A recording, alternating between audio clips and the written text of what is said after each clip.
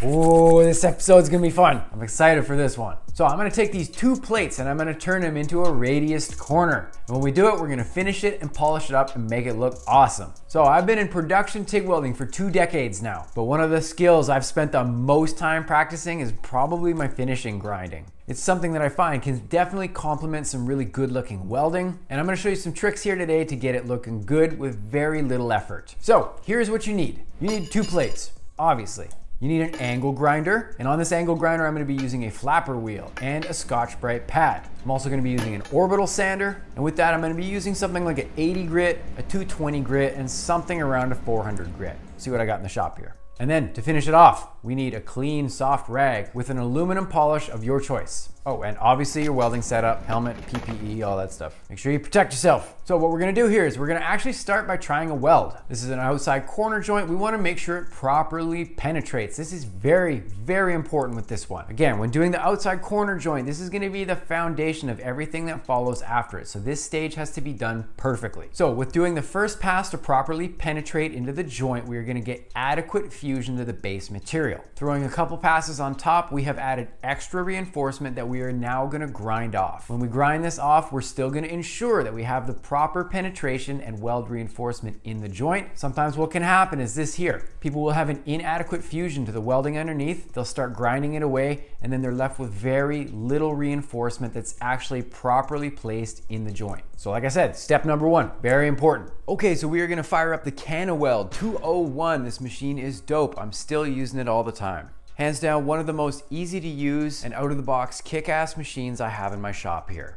Once I have this joint tacked together properly, and obviously everything is absolutely spotless as far as cleanliness goes, because if there's any contamination with this one in the joint, this is gonna show up and stand out like a sore thumb when we grind it down and try and polish it later. Make sure that you wire brush and decontaminate the edges of the plate as well. Very important. Now, the first thing I'm gonna do with the initial pass here, like we talked about, this is gonna be done at a higher amperage so we can dig into the base material a little more thoroughly. We want proper fusion into the base material. We need that penetration. So at this stage, once this is done, what I'm gonna do is I'm actually gonna cool the piece down. You can dunk it into a bucket of water or something like that. Just make sure that if you do, you decontaminate it after. What I'm now gonna do is I'm gonna turn my amperage down slightly. We're gonna make things a little colder on this one. This way, my next pass or two is gonna stand a little bit more proud. Remember, when we start grinding this, we don't wanna take any of the initial material down. You can see, looking at the back side, I've gotten into the base material pretty well with penetration here. The top side now has adequate filler material that I can grind down.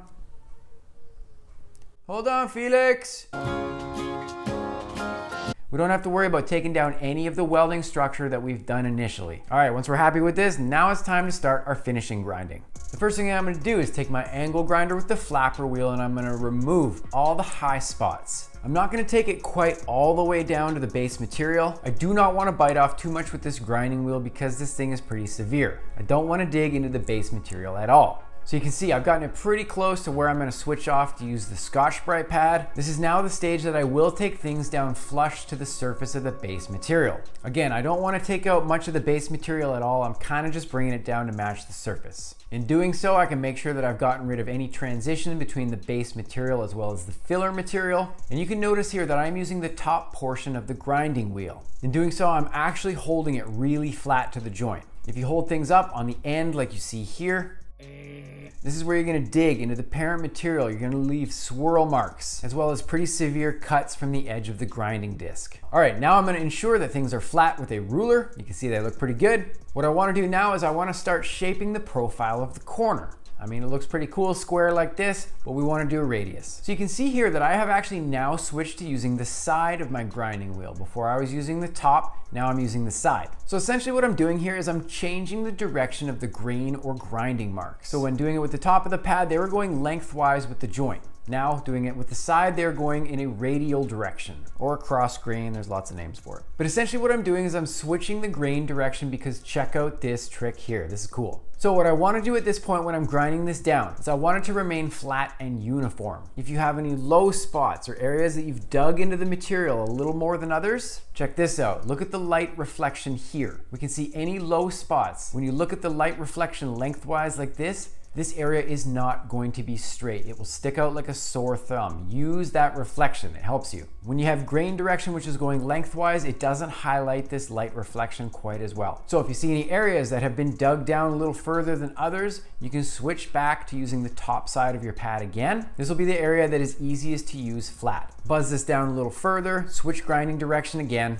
and you will be able to clearly see when you've gotten things straightened out perfectly. So working with the side of my pad here, you can see that the light reflections are pretty darn straight. Now again, with all this grinding that I'm doing, I haven't actually removed any of the original material that I put into the joint. And as well, I haven't really dug into the base material all that much. Basically, all I've done is just shape out the radius that I want. And at this point here, I can get things as close as I want to the final result. At the point that I feel like I'm happy with it, I'm gonna switch to my orbital sander. Like I said, I'm gonna start with something like an 80 grit. What I'm doing here is I wanna make sure I'm removing any of the surface scratches or grinding swirl marks. And when you roll the surface of the orbital pad over a radius like you're seeing here, this is also gonna take off any teeny tiny high spots from your grinding swipes. With rolling it over the surface like this, after I've uniformed the surface completely, I'm gonna switch to a higher grit count now. This is like 240 grit. As you can see, there isn't much work left to do at this point. Basically at this point, we've already removed all the scratches. And with these higher grit pads on the orbital sander, we're working things into a finer shape.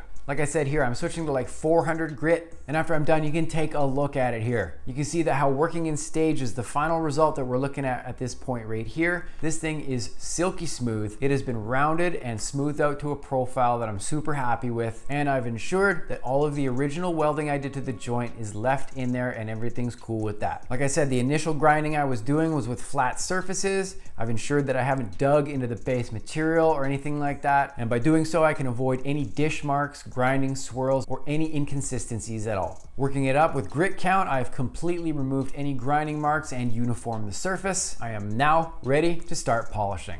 There's a ton of different types of polish you can use for this, but I've been using this stuff for like the last year or so. A really good friend of mine showed it to me and I love it. So using a rag, which is very soft, we don't want to put any more scratches into the surface, and a rough rag can do that. Make sure it's clean, make sure it's soft, you should be good to go. Simply working it into the surface, moving it around with the rag, and then polishing it out with a clean rag. You can see that after doing this for like 2 or 3 coats, you can see that the shine on this thing comes up pretty crazy. Once again, look at the transition between the filler material and the base material. You can literally not even tell that there was a transition in material there. Again, to an uneducated eye, somebody wouldn't even be able to tell without looking on the inside that this was welded at all. Grinding is an art form that I love to do. But as I've been over in this episode, making sure that the welding underneath is done absolutely perfect, getting good penetration is absolutely vital. Like I said, if this one thing isn't done well, even with all the steps that came after it being done perfectly, all of it would be negated if the first step wasn't done properly. Internet trolls give me shit all the time about my welding penetration. So I made this episode as a response to them. Aside from a response to all those trolls, I also give a really good welding demonstration on how penetration is done properly, and you can understand it pretty clearly for yourself. So go watch that episode next. That was a fun one. And aside from that, go out and do a random act of kindness for a stranger today. My name is Dusty. Feel and chill. We will talk soon. Peace.